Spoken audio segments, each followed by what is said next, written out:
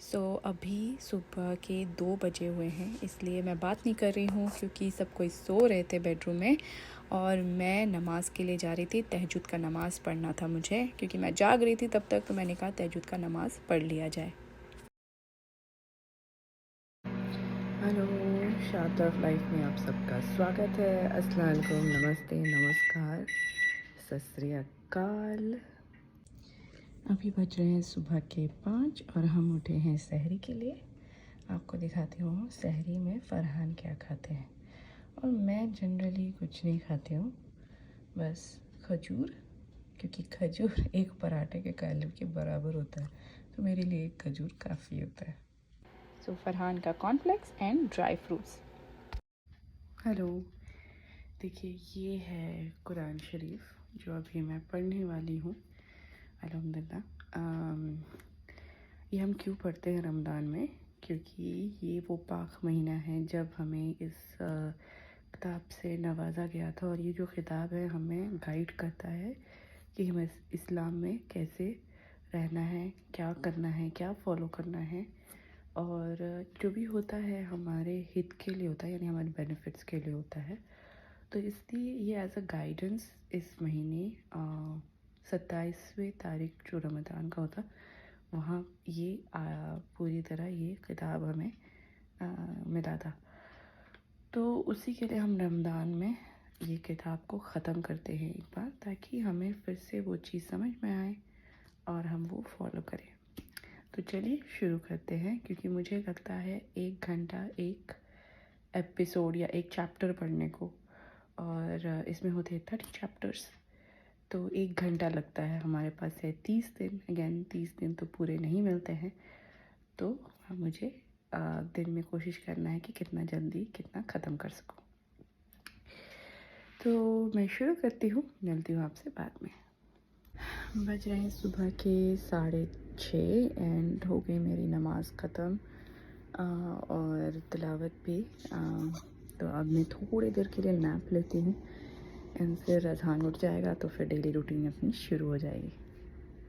Hello, बज रहे हैं अभी शाम के 5:30 और मैं शुरू हो गई हूँ अफ्तार का तैयारी करने के लिए। कल मैंने जितने कबाब्स मैरिनेट किए थे वो मैं सारा बाहर निकाल चुकी हूँ, क्योंकि वो नॉर्मल टेम्परेचर हो जाना चाहिए जब हम उसे ओवन में डालेंगे। और अभी फ़िलहाल मैं अपनी तैयारी कर रही हूँ हरा भरा कबाब का एंड कीमा बनाना है। तो वो दो हो जाएगा तो फिर कबाब, फिर उसके साथ हमारा शरबत रहता है, सैलड रहता है, तो फिर आपको दिखाती हूँ। तो ये है हमारा ग्रिलर, बट यहाँ तक पहुँचने के लिए हमें ये पहाड़ को हटाना पड़ेगा। तो फरहान अभी लगे पड़े हैं रोज़ा रख के पहाड़ को हटाने के लिए। ये देखिए स्नो का पहाड़। सो ये रहा हरा भरा कबाब का बैटर। ये बहुत ही टेस्टी बनता है, बट इसमें बहुत सारे इंग्रेडिएंट्स जाते हैं। मेन वेजीज जो जाता है वो है आलू, पालक और मटर। बट अगर आपको इसकी डिटेल रेसिपी चाहिए तो कमेंट कीजिए, मैं आपको बता दूंगी। तो ये लीजिए, हमें पहले अपना ग्रिलर को गरम करना होता है, तो हमने इसे ऑन कर दिया है और इसे 10 मिनट के लिए छोड़ देंगे। जब ये गरम हो जाएगा तब हम डालने वाले हैं अपने कबाब।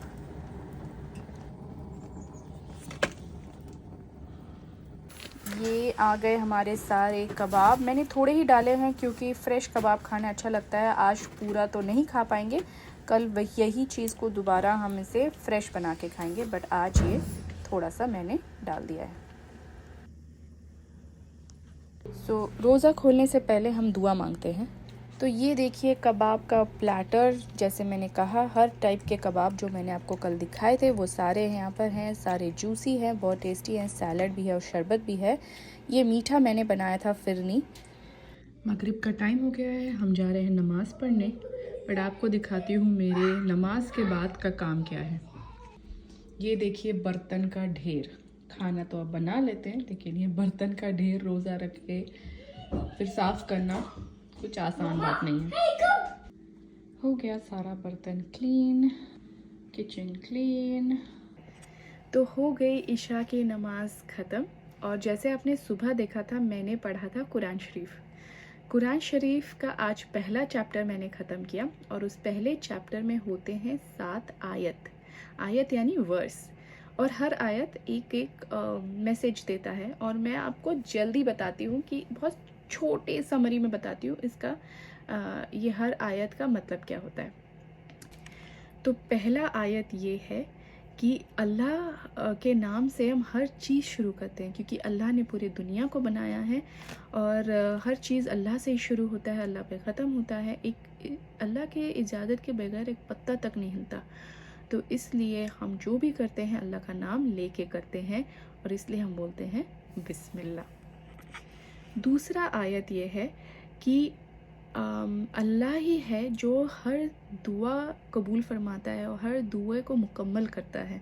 तो आप जब भी मांगे या उम्मीद रखें वो अल्लाह से रखें, किसी इंसान से नहीं, क्योंकि अल्लाह ही है जो हर ज़रिया करता है आपके हर चीज़ को पूरा करने के लिए। तो अल्लाह से मांगे और अल्लाह आपके हर दुआ को कबूल फरमाएगा। तीसरा आयत ये है कि अल्लाह बहुत बड़ा है और अल्लाह बहुत दिलदार है। आपके हर गुनाह को अल्लाह माफ़ करता है अगर आप वो दिल से मांगे। इवन इफ़ अगर आप वो डिज़र्व नहीं करते, कि आपको कोई माफ़ी का हकदार भी नहीं है, तब भी अल्लाह आपको माफ़ करता है। तो अल्लाह कितना बड़ा है, कितना दिलदार है, और अल्लाह कितना आपको हर गुनाह को माफ़ करता है, सही रास्ता दिखाता है। तो अल्लाह से हमेशा अपने गुनाहों को माफ़ी मांगे, दिल से मांगे, तो अल्लाह माफ़ कर देता है और सही राह दिखाता है। चौथा आयत ये है कि आपके हर कर्म का, यानी आप जो भी काम करेंगे उस सब का आपको हिसाब किताब करना ही पड़ेगा, चाहे वो अच्छे हो या बुरे हो। यानी आपने अच्छे काम किए हैं तो अच्छा, बुरे काम किए हैं तो बुरा, लेकिन हर चीज़ का हिसाब किताब आपको देना पड़ेगा।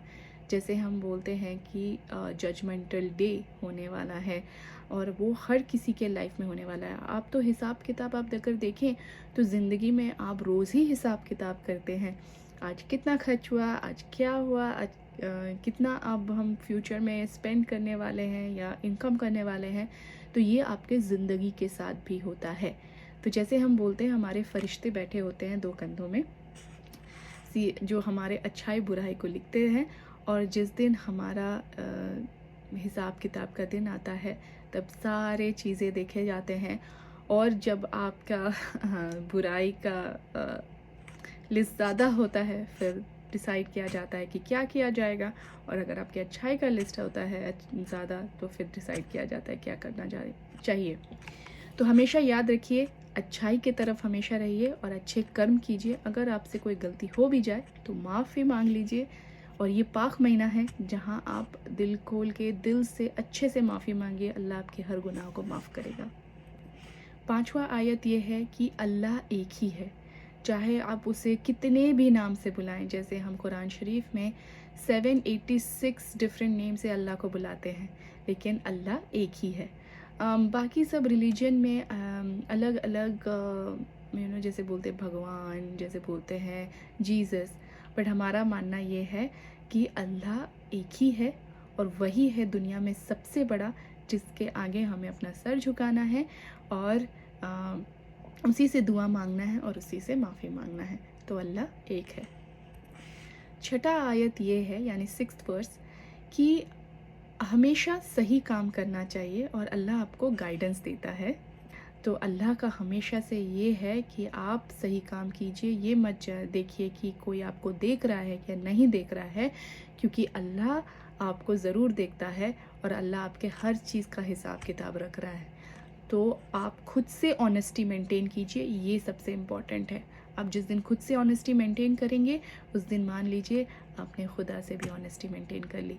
सो ऑनेस्टी हर चीज़ के लिए की होता है, हर रिलेशन के लिए की होता है। तो ऑनेस्टी, सही रास्ते में चलना ज़रूरी होता है, और इसका गाइडेंस अगर आप अल्लाह से मांगे कि अल्लाह तू मुझे सही रास्ता दिखा, अल्लाह आपको इशारा ज़रूर देता है और आपको सही रास्ता ज़रूर दिखाता है। अगर आपको किसी तकलीफ़ में डालता है, इसका मतलब आपको सही रास्ता दिखाना चाहता है। तो फिर अल्लाह के रास्ते में चलना सीखिए और दिल की सुनिए, अल्लाह की सुनिए। और 7वां आयत ये बोलता है कि हमारे जितने प्रॉफिट्स हैं, जैसे हमारे हुजूर हैं जो आए थे और बाकी जितने भी हमारे हुजूर हैं वो सही अल्लाह के रास्ते में चले हैं और अल्लाह ने उनको गाइड किया है। आप भी उनके किस्से को सुनिए और उनके रास्ते में चलिए। 7 आयत जो मैंने आज फर्स्ट चैप्टर पढ़ा। आज मैंने रोज़ा भी रखा, बट हम ये रोज़ा क्यों रखते हैं? हम रोज़ा इसलिए रखते हैं क्योंकि जब हम दिन भर भूखे रहते हैं, प्यासे रहते हैं, हमें दाने का और पानी का कदर होता है, फिर हम इसे वेस्ट नहीं करते हैं। और जो लोगों को ये नसीब नहीं होता है, हम उनकी तकलीफ़ को जानते हैं और फिर हम भी उन्हें ये क्योंकि अब हमको नसीब है ये चीज़, तो हम जिनको नसीब नहीं है हम कोशिश करते हैं उनको देने का। तो इस महीने या पूरे साल ही हम डोनेशन बहुत करते हैं ताकि जिनको दाना पानी नसीब नहीं होता उनको हम ये दे सकें। बट क्या ये रोज़ा हर कोई रख सकता है? बहुत सारे ऐसे सिचुएशन हैं जब रोज़ा लोग नहीं रख पाते हैं, जैसे कोई प्रेग्नेंट है, कोई ज़ईफ़ है, या फिर कोई सफ़र कर रहा है, मजबूर है, सफ़र कर रहे हैं, या फिर आप डॉक्टर ने मना किया है, कोई बीमारी है, आप रोज़ा नहीं रख पा रहे हैं, तो फिर आपको रोज़ा नहीं रखने का भी इजाज़त है। और इन सब केस में आपको क्या करना है, आपको फ़िदिया निकालना है। समझ लीजिए एक जो आप नहीं रख पाए उसका आपको एक भरपाई करना है। यूएस के हिसाब से $5 पर डे आपको देना पड़ेगा अगर आप जिस जिस दिन रोज़ा नहीं रख पा रहे हैं। अगर आप पूरे महीने नहीं रख पा रहे हैं तो $150 आपका फ़िदिया आता है जो आपको निकाल देना होता है ईद के नमाज के। बट अगर आप ये रोज़ा बाद में रख सकते हैं, उसे हम नफिल रोज़ा कहते हैं, बट आप इसे मेकअप कर सकते हैं बाद में, आपको इसके लिए फ़िदिया देने की ज़रूरत नहीं है।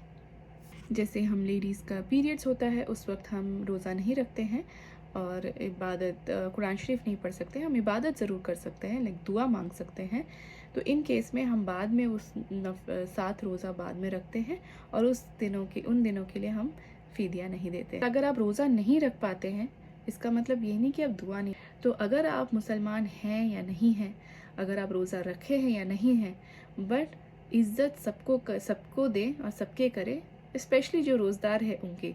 तो इस महीने अगर आप रोज़दार की खिदमत करते हैं, उन्हें खाना खिलाते हैं, पानी दिलाते हैं, तो फिर आपको भी नेकी मिलता है, आपको भी सवाब मिलता है। रोज़ा रखने का और एक फ़ायदा होता है कि आपका बॉडी डिटॉक्स हो जाता है, यानी साइंटिफिक रीज़न भी है इसके पीछे कि पूरे साल में ये पूरा महीने में आपका बॉडी डिटॉक्स करता है।